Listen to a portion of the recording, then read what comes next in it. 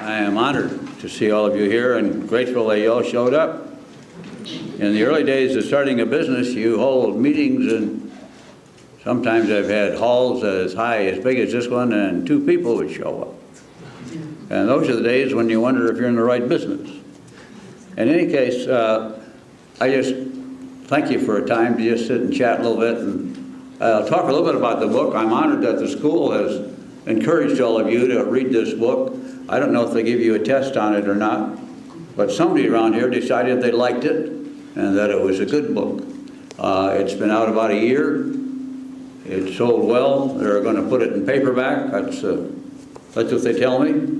And so I'm honored by that. Oddly enough, it was a book I didn't want to write. I had a gal who did PR and stuff for me at Amway, and she said, "You got to do another book. This is my 4th book." And I said, "No, I've written everything I'm going to write, and I've told everybody all I know, and everything I know I got from somebody else, and it's in somebody else's book anyway, so, you know." And she said, "But the difference is, if you write it, somebody else will read it who might not read it." So I said, "Okay." So she said, "I'll shop it." Now, I can surprise you that I have an agent in Hollywood. That surprised me, too, that on one of my earlier books, they had hired an agent. So she gave it to the agent and said, "See if you can sell this book, see if you can get anybody who wants to print one of his old speeches." And this is really one of my old talks. And so he went out and shopped it, and this company said, "Yes, we'd like to do it." And not only that, they said, "We'll give you an advance." Now, most of us struggle along to get a publisher without getting an advance, but they offered an advance. And I thought that was pretty good. So I said to the PR gal, I said, "You and the guy who helps you write can have the money, we'll just go ahead and do it and see what happens." And so that's how this book came to be. The speech I gave for many years was 6 phrases. The publisher said 10 phrases sells better. So we now have 10 powerful phrases. It doesn't really matter. There are 100 powerful phrases that you can use. You will make up your own phrases. The purpose of all of this book is to teach you how to be what I have termed a life enricher. Now, you have a goal of getting out of here and getting a job and starting a business or whatever your hopes are for the future.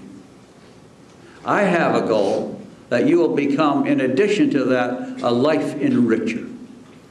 That is, you will take it upon yourself, a challenge to be a person who lifts other people up so that they will have a richer and fuller life.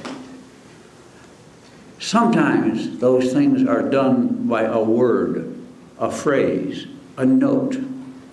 And I have written about those simple phrases that make a difference in the lives of people. And this book will teach you these phrases. It's not complicated, it's not sophisticated, it's not any big scientific deal. It's teaching you to learn how to look for the good in people. There is good in everybody. Everybody has certain things they're exceptionally good at. Everybody's got things they're dumb at. But if we look for those things in which they are good when we are talking to them, we can honor them by talking about the things they are good at. And I'll give you some stories of how that changes lives. Now, the other day I was down here in Florida, and they'd asked me to give a talk to one of our groups of people in Japan. And the guy that was introducing me said, "You started your company in 1959. He said that, you know that was a bad year economically. Why did you start your company that year?" And I could have said, because Northwood started that year, therefore I knew it was a good year. But Northwood started the same year we started. And we were probably within 75 miles of each other. And so the founders of Northwood and my partner and I became friends with them. So we have followed the growth of Northwood all these years, and they have followed ours, and so we have interrelated and interconnected all these years. We supported everything they did. My second son attended Northwood at the Midland campus and spent 4 years there. My oldest son, who had dropped out of college, went back to Northwood at a later time and took some classes and got credit for his work at the company and he had taken on the whole international side of our business and developed it into a worldwide business. Today we're in 80 countries of the world. 92% of our business today is outside of the United States. That tells you something about where business is going and where, when you want to run a business, you ought to look today. You need to think in terms of a worldwide business, because it is a one world deal that we're working in. And so, in fact, China is our biggest market, our best market. And Chinese people are ambitious and hardworking, and it's unbelievable because this company was founded on a free enterprise concept. And here we are in communist China, where they are practicing free enterprise today. We have a very large factory there and millions of people who sell our products there. We have stores all across China as well as distributors. And it's turned out to be a marvelous deal throughout the whole Orient, for that matter. Nevertheless, that's just a little bit more about how it all began. But the real purpose of the story was the guy introducing me said, well, 1959 was not a very good year. Why did you start then? I said, well, first of all, I didn't know it wasn't a good year. He said, what? I said, was it a bad year? He said, well, it's sort of like the times right now. A lot of unemployment and difficulties. The market was down. And I said, well, glad I didn't know all that. And then I realized, as you may wonder as you leave here and wonder whether this is a good time or a bad time, I'm going to tell you something. It doesn't really matter. It's your time. You don't have another time. You weren't born 10 years later or 10 years earlier when you were so-called good times. This is your time. And you have to deal with what it is now. And that's why it's going to be a good time if you make it a good time, just as we did. And so we started Amway in a bad time. Our time, however. And it proved to be a good time. So don't feel sorry for yourself that this is the best time to be going to college or graduating from college or starting a career or starting a business. It's the only time you have.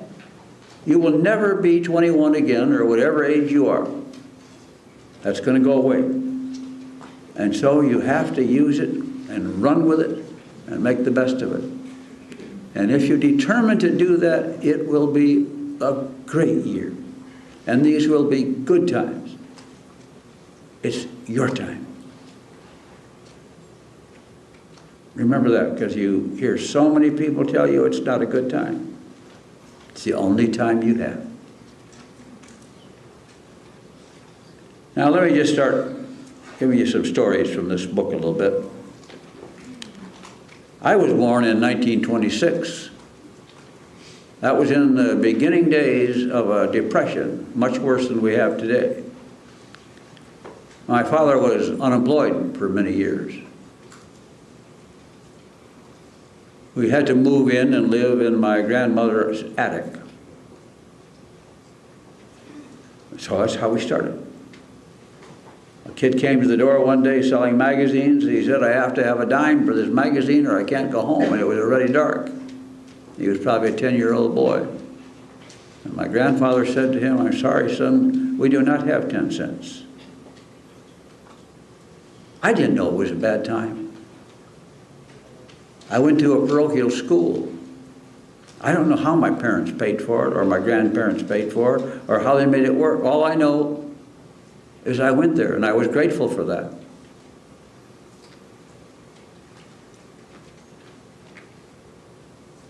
And that's when you realize the wonder of God's life, God's hands on your life. See, I believe that God has His hand on my life.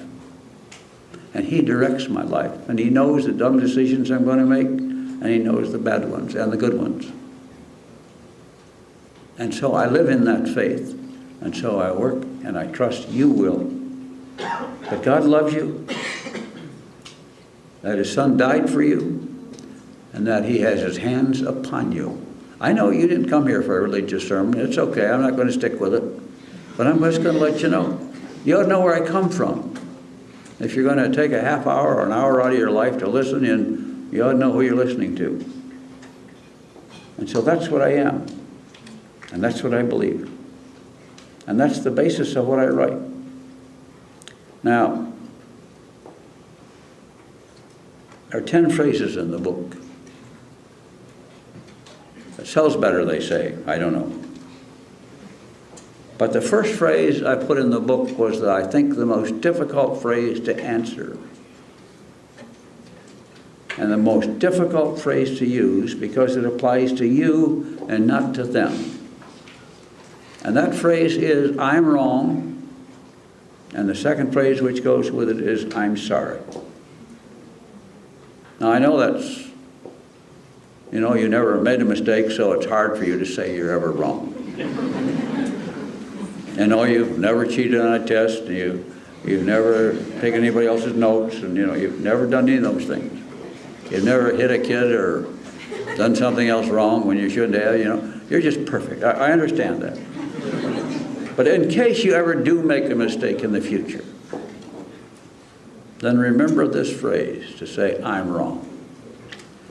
Now, I'll give you a few examples of it about how you might think about it.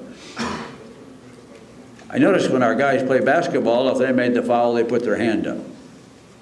Not always, however. I don't expect them to. But you know yourself when you probably made a foul. The trick is in admitting it. I had a man send me in fact, I was talking about this book, and he came up and he said, a friend of mine, and he was a medical doctor, and he said, a man with whom I'd had a bitter disagreement 10 years ago sent me a Christmas card this year. And on the bottom he wrote the words, I'm wrong and I'm sorry. And he put a little PS. He said, I just read Rich DeVos' new book, and I realized that I owed you this for 10 years. Now this man immediately called the other guy, and they had dinner together, and they put their lives back together and their friendship back together. But for 10 years, they didn't speak to each other and had this little thing hanging on their shoulder for all those years. Because somebody couldn't say, I'm wrong and I'm sorry. Today, you're going in business. And today is a day in which we have labor relations and fights with management and labor and unions and all this. And oftentimes, one side or the other is wrong, clearly wrong. And you see strikes and people be out of work and losing income and all sorts of things because somebody couldn't say, you know, we're doing this wrong. Maybe we ought to work together instead of against each other. Maybe we ought to find a way just to make a better car and make this thing work together. But no, our pride or our ego or whatever, we're going to show them, we're not going to give in to them. And the whole industry is destroyed. And thousands, if not tens of thousands or millions of jobs are lost. An industry which was the pride of our country shifted to Japan because a group of people couldn't admit they were wrong and they were sorry and they needed each other to get along. Pride was the destruction of an industry. That's my opinion. There are a lot of opinions of what went wrong. I live in Grand Rapids. I grew up in Grand Rapids, and my business is near Grand Rapids. I live next to Detroit. I watched the Detroit. I watched them try and unionize us and organize us. And so I've dealt with them. But it's a conflict that should not exist.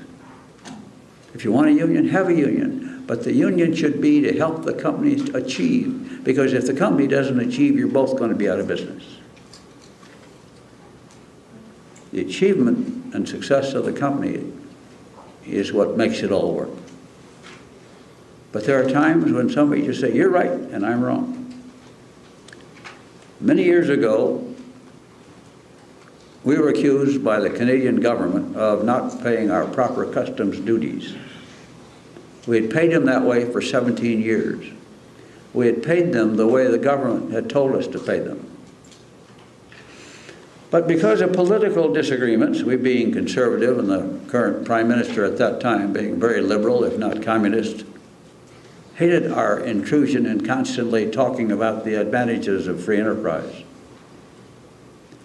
And he said technically, and it was on a very slight technicality, that we had not paid what he thought we owed, and so they made the case. We finally had to say we were wrong.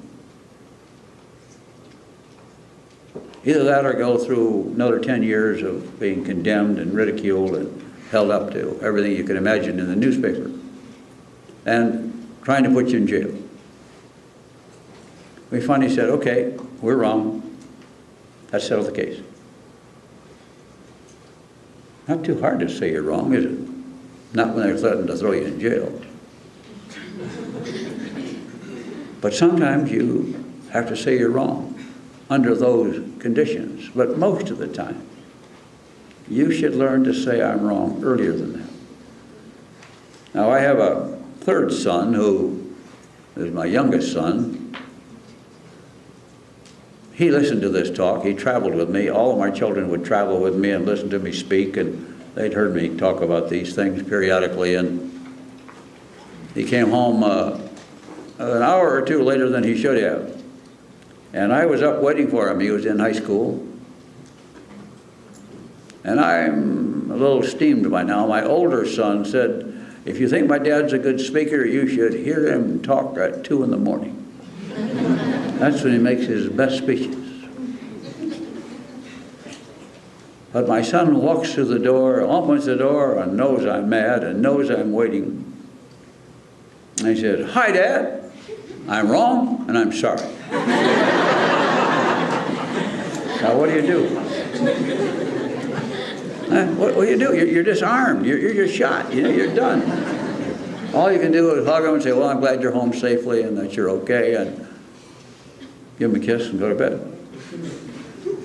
Disarming somebody by being able to say, I'm wrong and I'm sorry.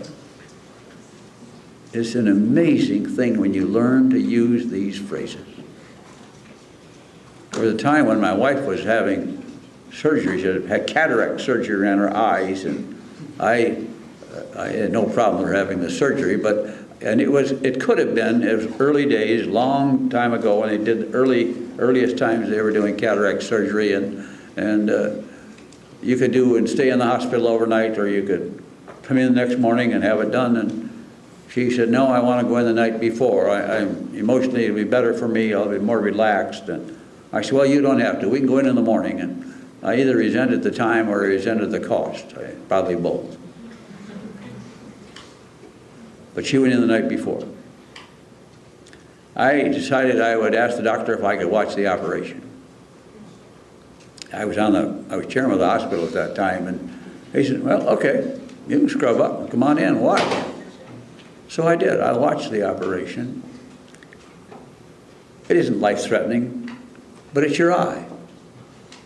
And to watch him go in and carefully cut around the edge of the eye and remove the lens and then very carefully vacuum it out and insert a nice new lens and sew it back together, it was a little more traumatic than I thought as I watched the skill and the magic going on in front of me.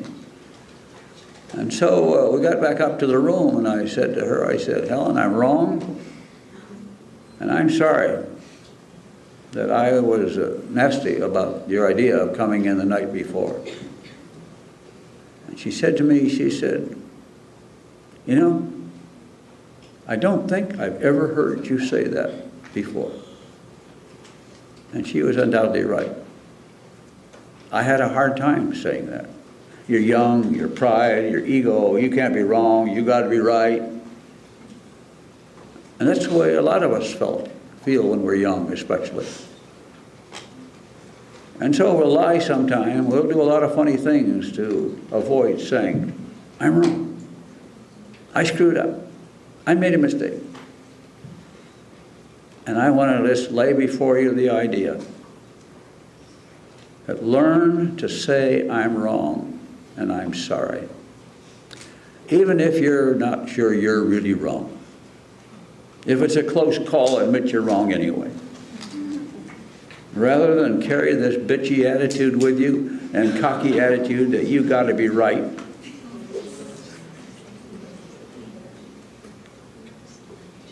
This simple change, or you on your part, or learning to say these phrases, will change your life forever. You are beginning your life. Begin knowing how to say you're wrong. As a Christian, you know, we talk about being sinners. It's hard to admit you're a sinner. But you can't have a Savior unless you admit you're a sinner. So acknowledge your sins, acknowledge your weaknesses, and acknowledge your shortcomings. But that doesn't change your strengths. That doesn't make you less good or able. It just lets you acknowledge your humanness and improves your relationship with other people. They won't think of you. Who does that guy or gal think they are anyway? And you'll begin to improve your human relations skills as you go along. Anyway, just one little phrase that can make a difference. I have had hundreds of letters since I wrote this book of people telling me their exact story of how after reading this book they learned to say they were wrong and they were sorry. First two, only 8 to go. The rest don't take so long. Because from here on in, it all turns into positive things. It all turns into looking and seeing and greeting and being with other people and finding ways to say complimentary things to them. I know sometimes you don't think there's anything good in those people. That's because of your own vanity. But pretty soon you will get used to it. If you want to be in business, if you want to get along in life, if you want to become aware how God's hand is on everybody, then you will begin to see that there are good things and great things in everybody. I tell my grandchildren, I said, you know, sometimes there are kids in your class that aren't very attractive. Maybe more than sometimes. But you know, that's something they can't do anything about. They didn't ask to be born to ugly parents.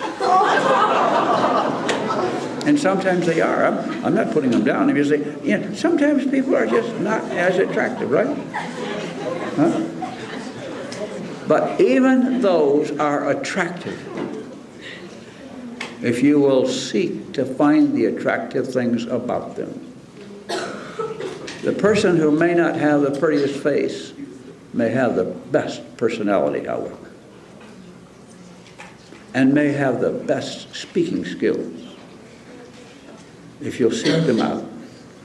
In our business, we used to say, if you're going to have speakers on your program, find somebody who's good looking, speaks well, or find somebody who stutters, find somebody who's not so attractive. Because then people will say, when they look at it, they say, wow, if they can do it, then I can do it. All because you begin to look for the skills in other people that you might otherwise miss. And it's usually the attractiveness that turns you off first. And if you were born to parents that are reasonably attractive and you think you're reasonably attractive, thank God for it. You didn't have anything to do with it. You just happened to be born there. Now, I have to say that to our grandchildren because, see, when you get cocky about what kind of car you have, or how you travel in a private airplane, or whatever. You had nothing to do with it. You were just born into a wealthy family. You're stuck with it. I had a grandson who was kind of critical. He said, "Grandpa, don't put your name on any more buildings. I don't like it. It's embarrassing." I said, "I know. I'm sorry you're stuck with it." You know, it's just tough to be born in that situation. But there are a lot of people who are born in a bad situation. And they have to live with that situation and overcome it. And you have to overcome yours. That's the reverse of most situations, isn't it? I hope I got them over it. You don't control those things. You have to live with them and overcome them. And so when you find people who aren't naturally attractive or naturally good communicators, that's when you have to be the star and look and find the other good things to talk about when you talk about them. Now, some of those phrases are, "I'm proud of you." And when they make a speech, it might not be as good as the hotshots up there. But for them, coming from a point of stuttering or of never having spoken before, it's the biggest achievement they will ever make and you will ever see them make. And it's time you tell them how proud of them you are. Because for them, that's a great achievement.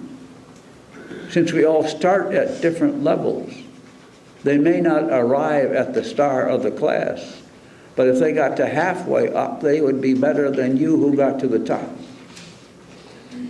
Because their achievement was greater. They traveled farther. They did more. And if you'll be sensitive to that and start to look for that, you will say to them when you see their C, say, "I'm proud of you for getting a C." That may be the best grade they ever had. For me, mostly, it was the best grade I ever had. I was a poor student. But in high school, I took Latin once. I graduated on the condition from that class that I'd never take it again. I kept my word. But when I graduated, a man who taught Bible, preacher, wrote in my yearbook a phrase, "To a clean-cut young man with talents for leadership in God's kingdom." When I grew up, we didn't talk about leadership. Leadership was a strange word. Today, you talk about leadership and becoming a leader, and there are leaders and all this. We didn't talk about a leadership. We didn't have leadership classes. And so he says this to me, and I kept reading it over and over, and I say, wow, what a nice thing of him to say to me. And I referred to it often after that as a source of encouragement when we struggled with our businesses. And I would think to myself, you know, this guy thinks I can do it. Maybe I can.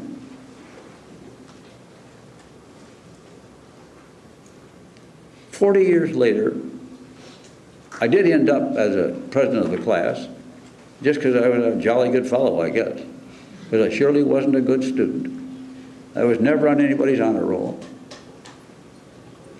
In fact, mid-year through my high school, my dad sent me to a technical school and said, and I was in a Christian high school, they were paying tuition, and he said, "I'm going to send you to a tuition to a public school, maybe you'll get an education, maybe they can do something with you." He said, "I'm not going to waste my money on it if you won't study." And that was true. Maybe a kind of a waking up period. But when I came back, I did end up being class president. And 40 years later, I'm having a class reunion, and Dr. Greenway that was there, that man I mentioned to you, that Bible teacher, and I said, "Dr. Greenway, you wrote something in my yearbook 40 years ago that I've never forgotten." And he stood up, and he said, "Let me tell you what I wrote in your yearbook 40 years ago." And he quoted the line back about leadership ability. said to him, I said, Dr. Greenway, did you write that in every kid's yearbook? No, he said, I did not. I confirmed that. But that he would remember it 40 years later was an even greater compliment. And so I say to you, when you give a compliment to somebody that is kind of in need of a little encouragement, one of these phrases perhaps, or one you make up, 40 years later somebody will say to you, you said something to me 40 years ago that was very much encouraging to me.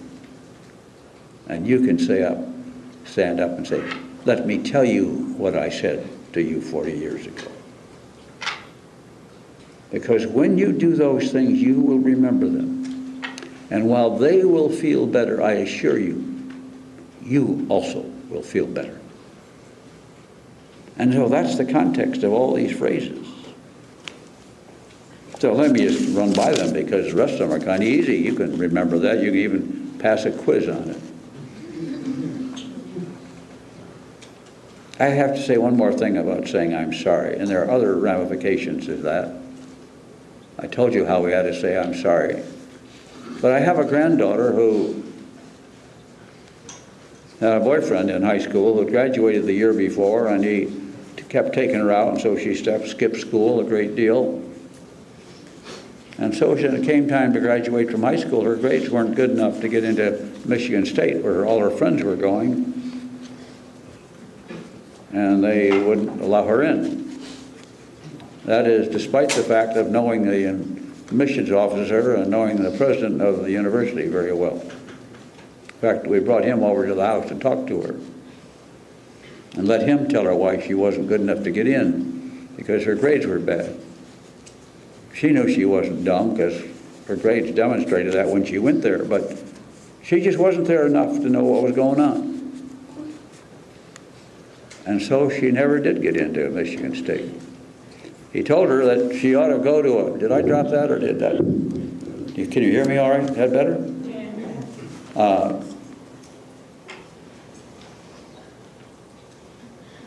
He said you ought to go to a community college. So she went to a community college in Lansing, East Lansing, just because it was near where all her friends were at Michigan State.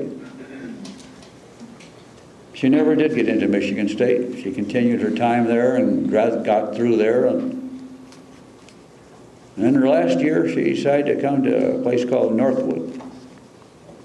And last spring, she graduated from here. That was a very special event for our family. We were all there, cheering her on. She was an all-A student in the last year,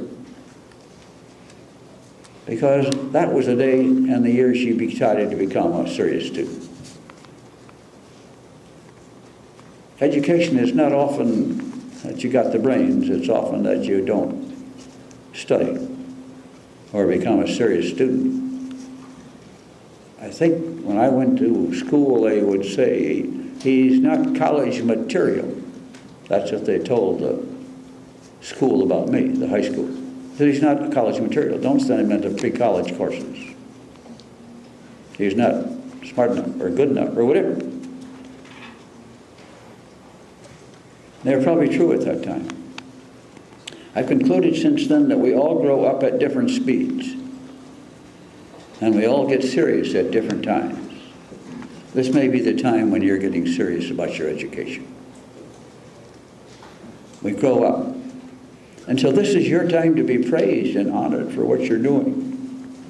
For some of you, I could praise you just for being here. The fact that you took the trouble to come here.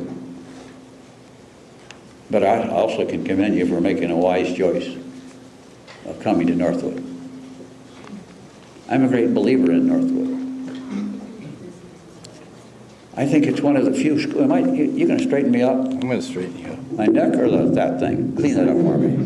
Thanks. You're welcome. Did I knock it down? No, I couldn't do that, could I? I'm a sinner, remember? All right. Thank you.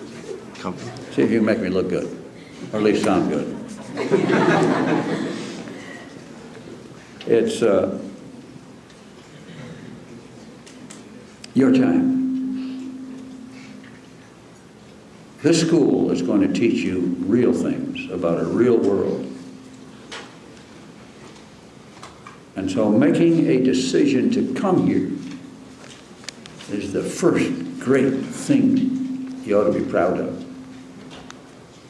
You chose a school that's going to teach you how to build a career and a life. And that's not true of many colleges today. I used to give a talk called the 3 A's. It's called action, attitude, and atmosphere. I still give that talk.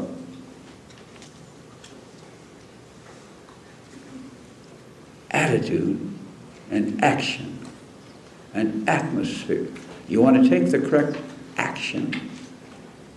Action is determined by your attitude, and attitude is determined by your atmosphere. And the first thing to do, whether you're new here or whether you're leaving to graduate soon, is to always put yourself in an atmosphere where you have a chance to succeed. Put yourself in the presence of people who think like you, who want to get ahead like you, and will lift you up.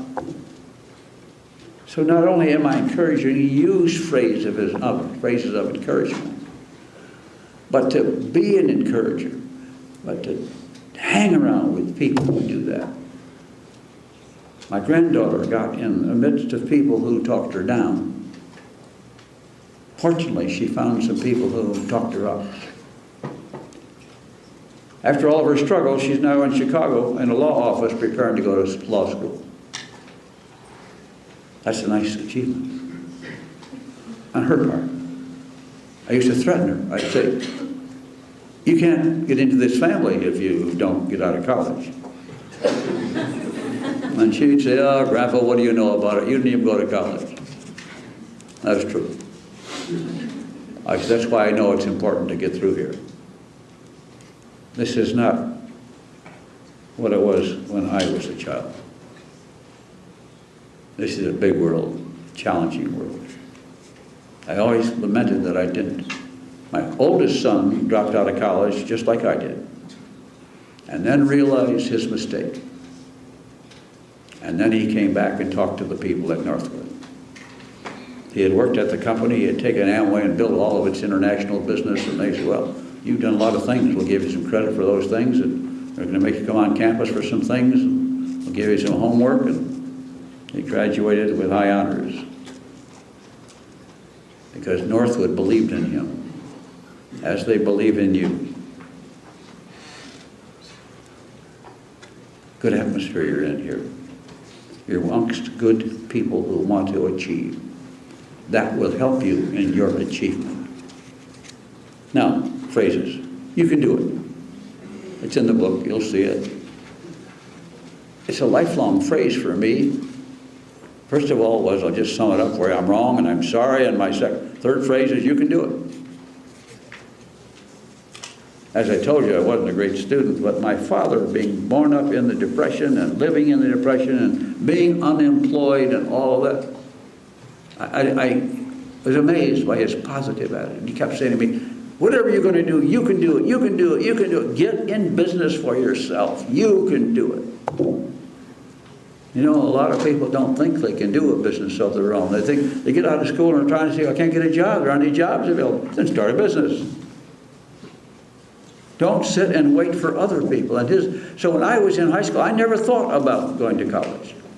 It wasn't on my priority list. I was in World War II. All my high school years were World War II years. As soon as I was out of high school, I went to war. So, I mean, that was a different period. But his words were get in business. And I met a guy in high school who became a lifelong friend and a business partner for a lifetime. We lived next door to each other. We built our business together. Our families still own Amway together. And all we talked about in high school was getting in business. And when we come home from the service, we talk about getting in business. And out of that came this huge business. Because of the atmosphere I was in at that school, I met him there. Because of the atmosphere I was in there, Dr. Greenway wrote those encouraging words in my yearbook, with talents for leadership. Atmosphere. Putting yourself in the right place. Hanging around with the right people. I have lots of employees. I have thousands of employees. Some of them can't wait to get out of the parking lot. They complain to me at my employee meetings that how come they don't have a traffic light? It takes them so long to get out of the parking lot. They don't seem to have a problem getting in because they always come late.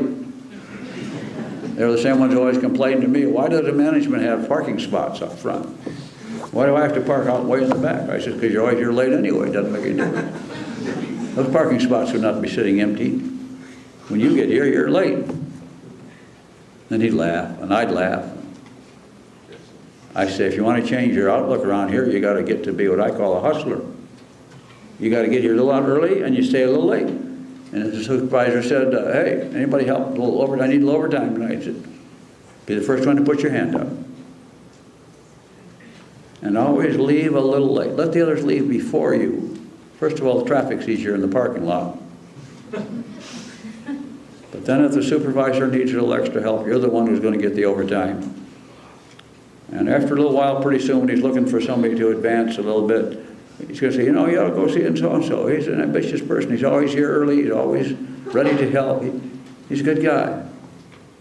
And maybe your situation will change. It's those little things you do that change it. So my word of my Father, you can do it. Start in business for yourself. Or keywords. I don't have the chapter in there on my Father's words of getting in business. But they're important words. So those are number 11 if you want. Others are free. Other words for you to use.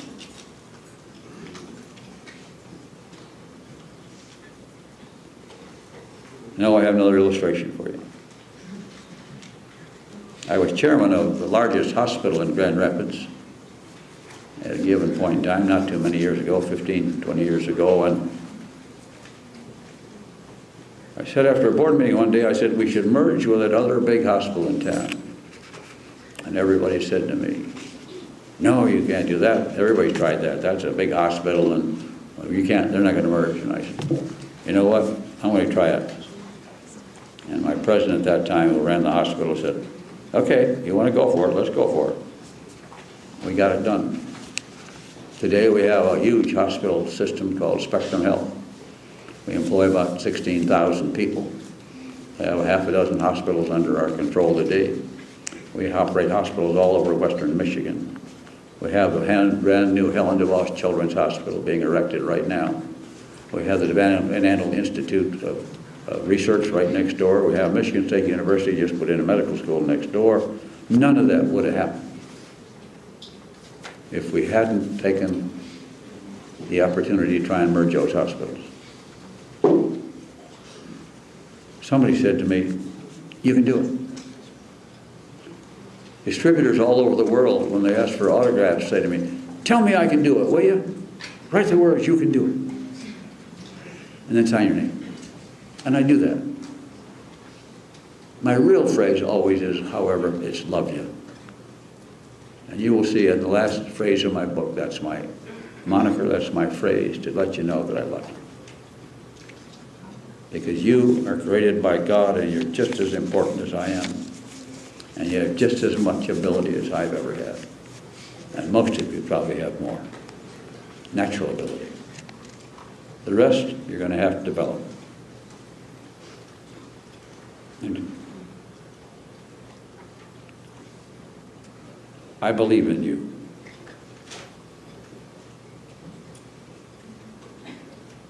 Is another phrase.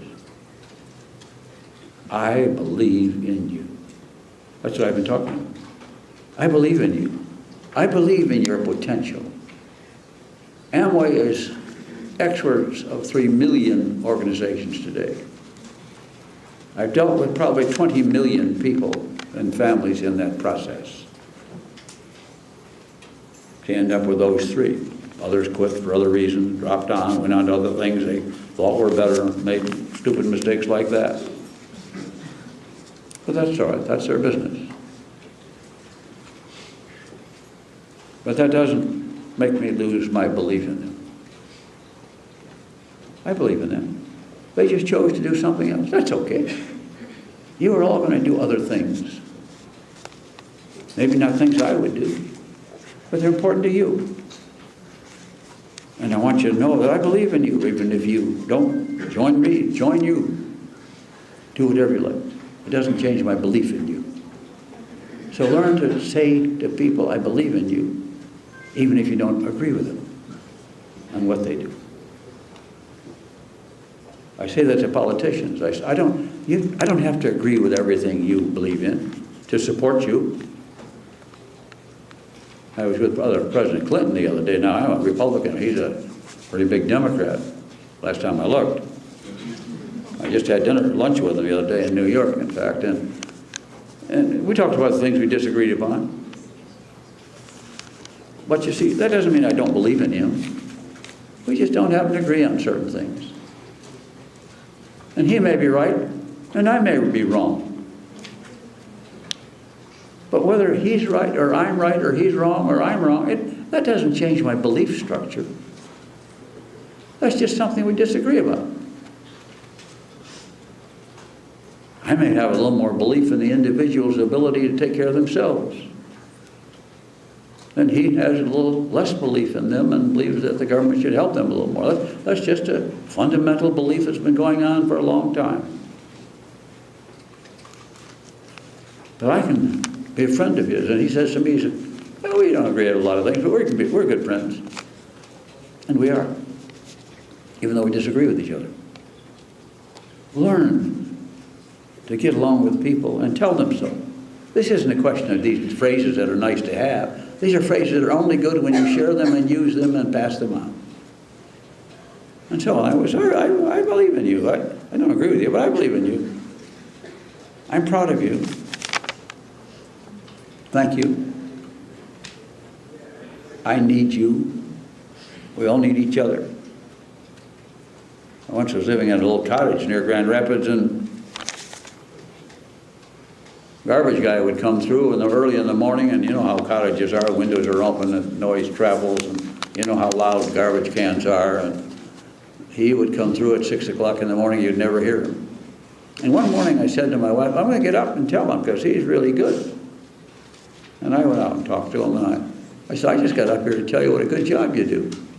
You not only pick it all up, I said, but you do it quietly and you do a nice job. You know, he said, mister, I've been doing this for 20 years. Nobody's ever told me I do a good job. I said, well, let me be the first. How many people do you have around you like that have never had anybody tell them they do a good job? Probably quite a few. Think about putting that phrase to work. And when you learn to do these things, you'll see the good in others, your life will change, and they will see the good in you, and your life will be a different life. I trust you. One of my helicopter pilots once went down in Lake Michigan. Tail rotor had quit because of a cable that broke, and it had gotten flat position, so it wasn't pulling. And so he lost control of the tail, and the tail was following the helicopter. And he got it down safely. When the floats broke and it inverted, he had 6 people on board, and they rolled over and sat on the stomach. Because they got an SOS out, a helicopter from the Coast Guard got out there, and it was November on Lake Michigan. And it would not have been a good night. But they got out there before dark, and they were picked up and rescued. The next day I called him in the morning, and I said, I want to go to Chicago today. He said, okay. And so we got in the helicopter. He said, where do you want to go to Chicago? I said, I don't really want to go to Chicago. I just want to go flying with you. I want you to know I have trust in you, that I believe in you. that I know you're a very competent pilot. So we can go back to hangar now. There are things you can do if you look for them like that. And I have been trained, I trained myself in learning how to look for good in others. And that's the genesis of the book. Rick Fiddler is now our chief pilot. Sikorsky Helicopter said that nobody had ever brought a helicopter down with that kind of a failure before. It's now in all their books as to how you land a helicopter if you have that failure. Somebody had put the cable through the wrong slot on the pulley, and in rubbing back and forth, it finally snapped. It snapped over Lake Michigan that day. He got it down. It could have been nice. Good for you, Rick. Thank you. I chose to go for a ride with him. I respect you.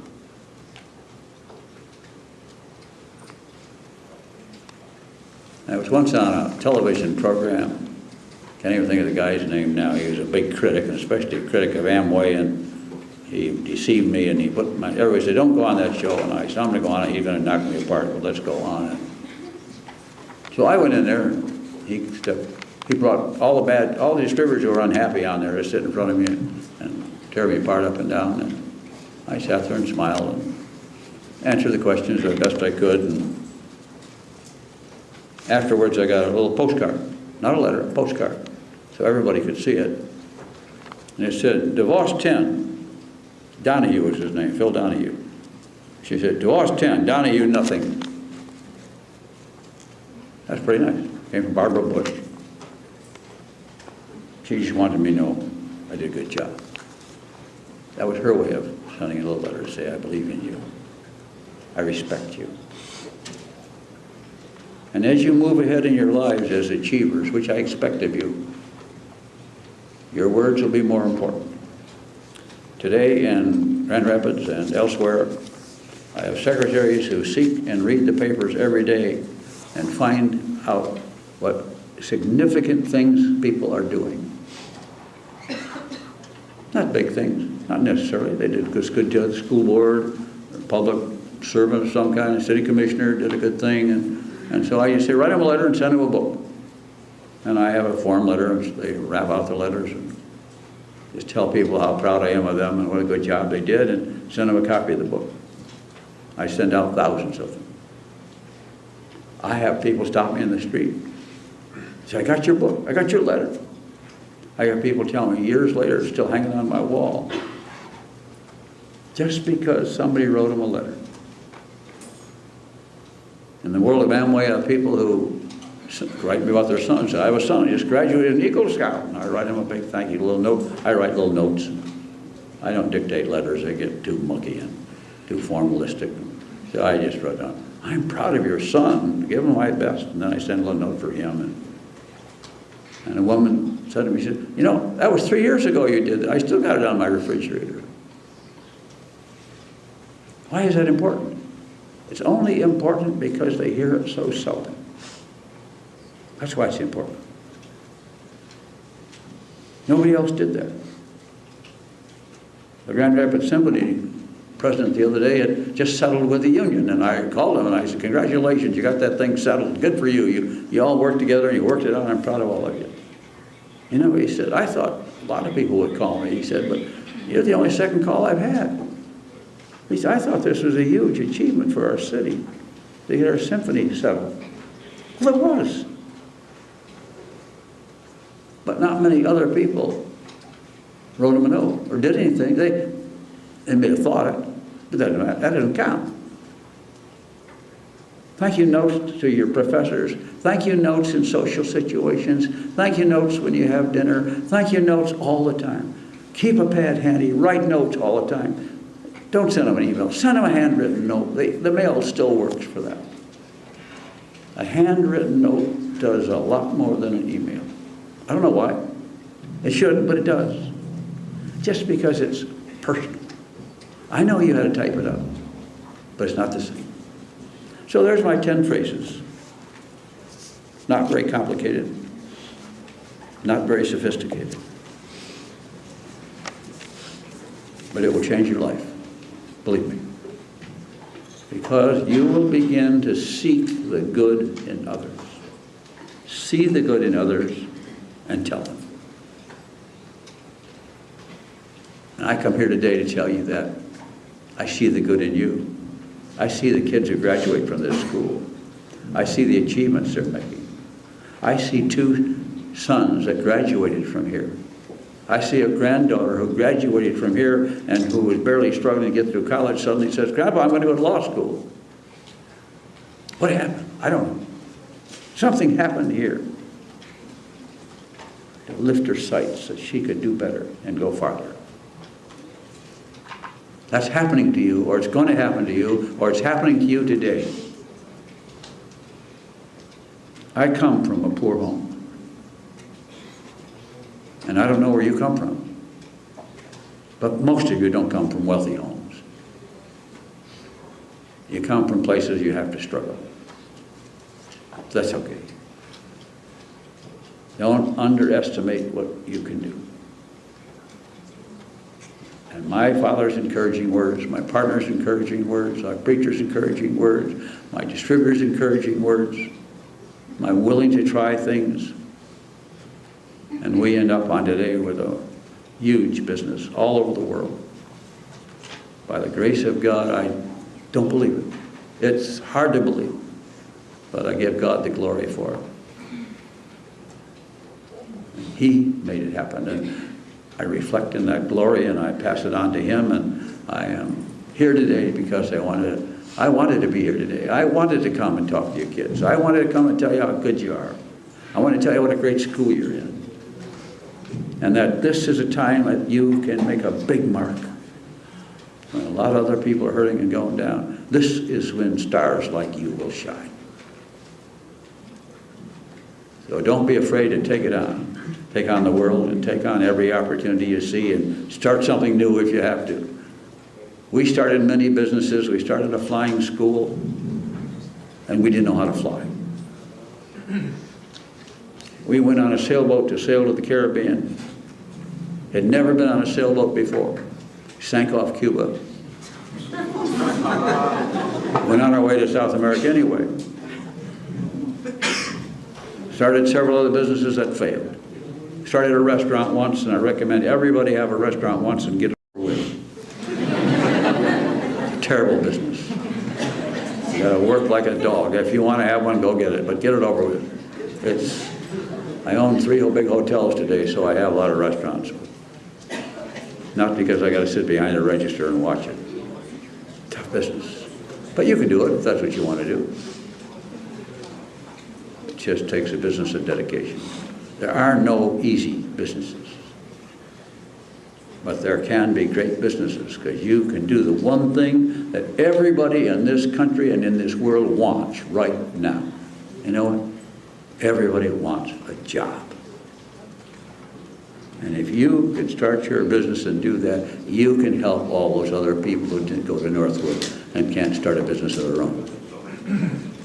I believe in you. I trust you. I respect you. I'm proud of you. And I'm proud of this school. Thanks for listening.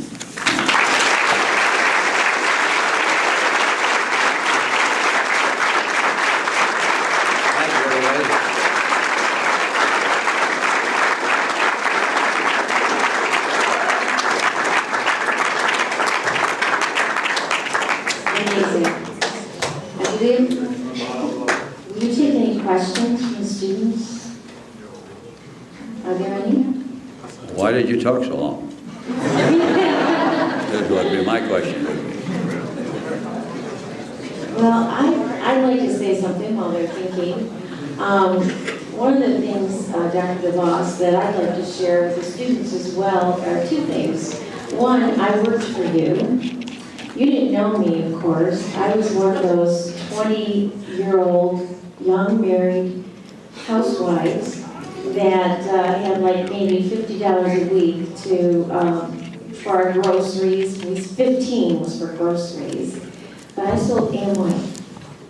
And the bag was a little heavy because I didn't have a car, but the bus stopped right in front of our house. And it always impressed me. I made a pretty good wage doing it, and I finished college, and so thank you. Wow, good for you.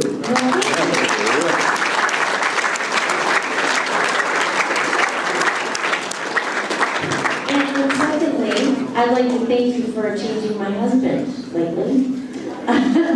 No, this book, my husband read this book, the 10 Powerful Phrases, and literally it's on our kitchen counter. And for those of you who know me, I have the opportunity to be here with you, and my husband's in Michigan, and he comes back and forth. And as you know, there's always challenges that come up in your life, and my son, who is 29, almost lost his job because of the economy. And my husband quoted this book several times to him. So I would encourage all of you to take a good look at it. But I'm sure you must have some questions that you would like to ask. Yes. So you said you've had failures in your business and that you've just moved past them. How, I understand people saying I believe in you and you had support, but how did you really get yourself over the hump and try something else even though you just failed at something? What motivated you to try again? We were determined to be in business by ourselves. And so we were so determined to do that, it was not a question of whether we were going to be in business, it was only a question of what kind of business.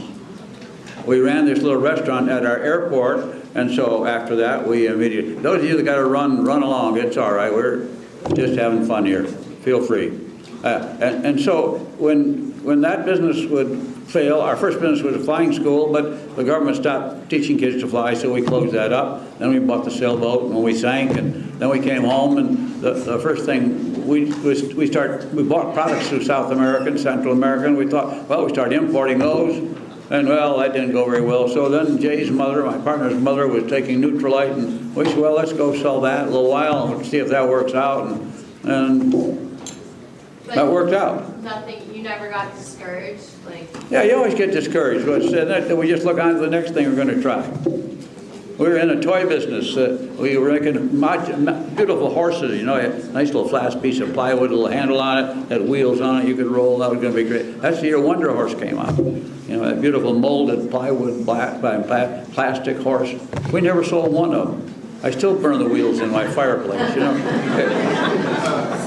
Then we made ping pong tables for a while, but we would try everything. And then we started selling Nutrilite. We bought a sales kit for $50. So, well, let's go try this, see if we can make this work. Then we went to a meeting in Chicago, came home and said, let's go do this. Sold everything else we had, all the other businesses we were messing with or trying, that we're going to focus on. After we got Amway going and we're quite successful and we're personally very wealthy, we decided we were going to buy a radio network. We bought a national radio network.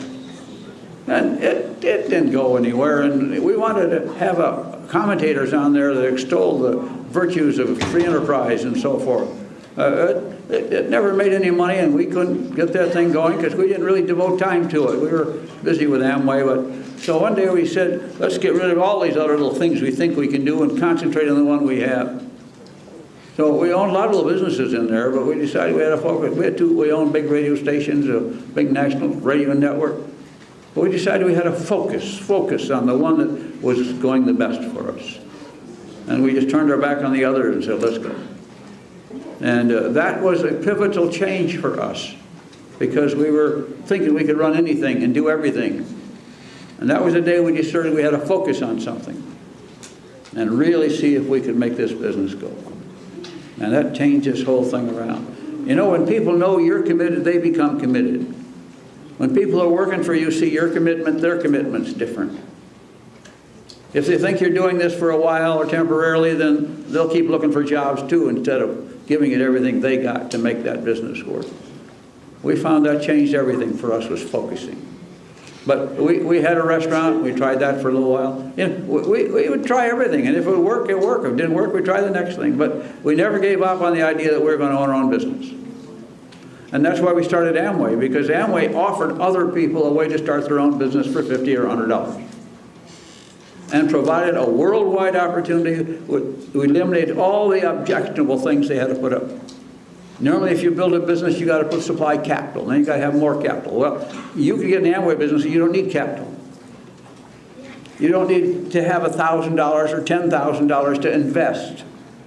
You buy a $100 kit, and you have this big an opportunity as anybody. I'm not here to sell you on the Amway deal, but those are the things we looked for. What were the things we stumbled over? What were the things we thought other people who wanted a business of their own would look for? And so we kept refining that process, and we kept making it richer and richer and richer. We had an annual 50th anniversary the other day in Las Vegas, and I'd have 5,000 people there, and I'd say all of them made upwards of $500,000 each. I mean, that's worldwide. But those are successful people from those countries. We were translating in 20-some languages. That just shows you how far something can go when you believe in it and work on it. But we started it with $50. And there were a lot of days we wanted to quit. And there were a lot of people that came with us and failed and didn't make it. And we began to think there's something wrong with us. But it wasn't wrong with us. They just weren't ready for it. You know, when you're associated with some people who don't do well, you think there's something wrong with them. No, it's just not the right time for them to do this thing. And then they go off and succeed at something else. And they come back to you and say, you know, you gave me the idea that I could do it. I didn't do it here, but I did it in the next thing. That's great. See, I tell all our Amway people, if they leave you and quit on you and go off and do something else, don't feel like a failure. You won. You launched them into a career. Not with you, but someplace. And our goal is to help and make other people's lives better.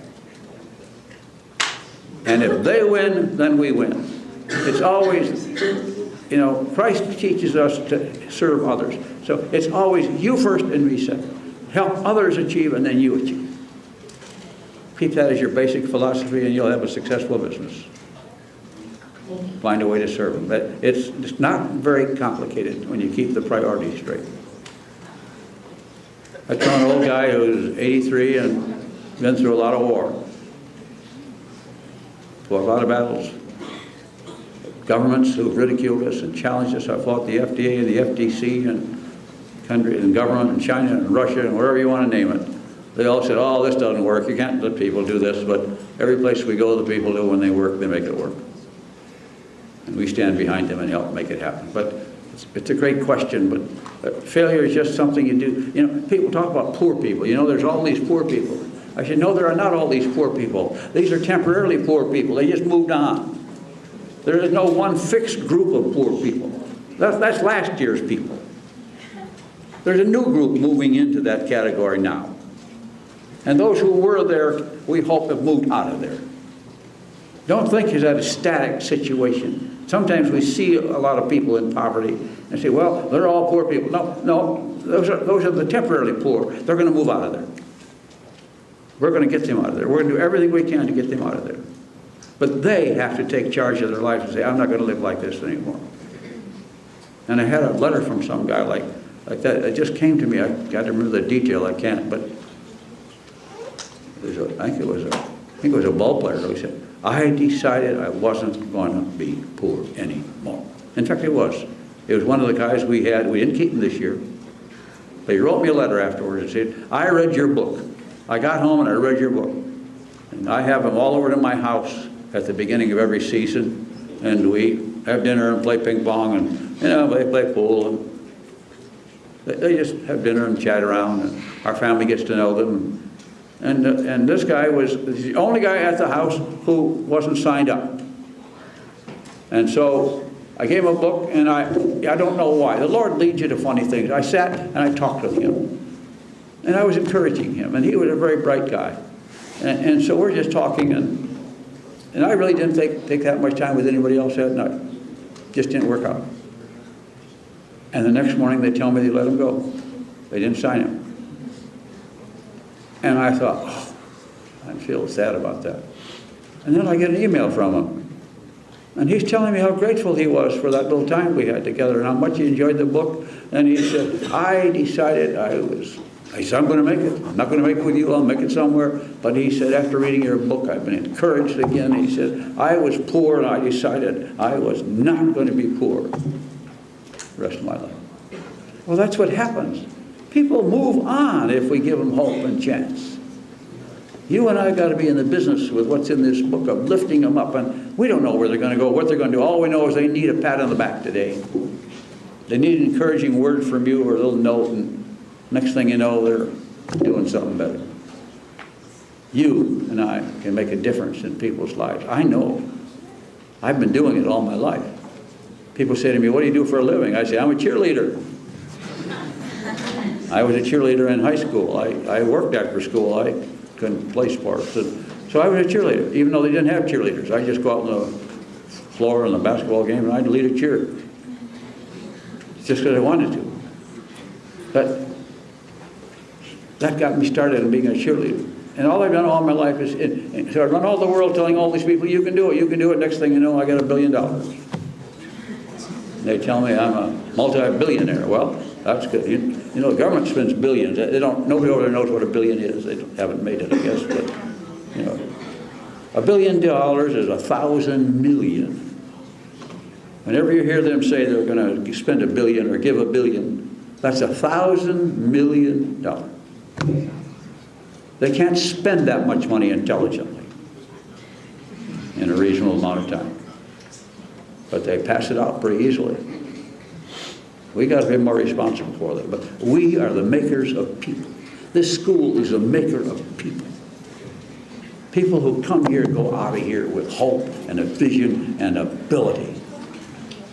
That's why you came here. You are going to be grateful for all your life that you came to this school. Maybe even that you came here today. Thanks for that question. You got a longer answer than you wanted.